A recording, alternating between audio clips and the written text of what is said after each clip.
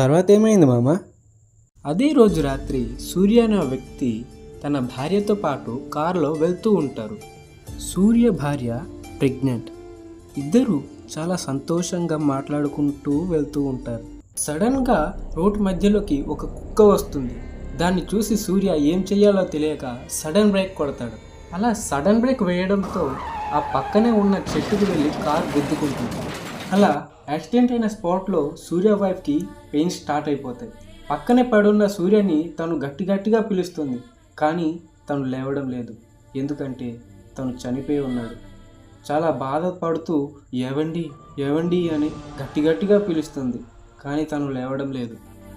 అయ్యో, మరి తను ఎవరు కాపాడరా? ఆ టైంలో అక్కడే ఉన్న ఒక ముసలావిడ తన అవస్థ చూసి పక్కనే ఉన్న తన ఇంటికి తీసుకొని వెళ్తుంది. అక్కడ తనకి డెలివరీ చేయడంలో హెల్ప్ చేస్తుంది.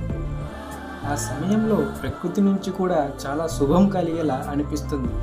దగ్గరలో ఉన్న ఇళ్లలో ఆరిపోయిన దీపాలన్నీ వెలగడం మొదలవుతాయి. గుడిలో గంటలన్నీ మోగుతూ ఉంటాయి.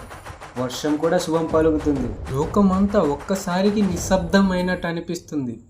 ఆ నిశ్శబ్దం నుంచి శబ్దం చేసుకొని అప్పుడు పుడతాడు ఒక మగ బిడ్డ. బిడ్డ పుట్టడంతో సూర్య వాళ్ళ భార్య ఆ బాబు తల మీద చేతి పెట్టి ఆ ముసలావిడితో ఇలా అంటుంది, బిడ్డని జాగ్రత్తగా చూసుకో. ఆ ఒక్క మాట చెప్పి తర్వాత తను చనిపోతుంది. అలా ఎలా చనిపోతుంది? ఇప్పుడు ఆ బిడ్డ పరిస్థితి ఏంటి? ఆవిడ చనిపోవడం చూసి ఆ ముసలావిడ ఆ బాబు చేయి పట్టుకొని ఇలా అంటుంది, నువ్వు పుట్టడంతోనే ప్రతి ఇళ్లల్లో వెలుగుని తెచ్చావు. అందుకే నీ పేరు ఇప్పటి నుంచి క్రాంతి అని నేను పెడుతున్నా నీకు. నేను చనిపోయేంత వరకు నిన్ను నేను చూసుకుంటా.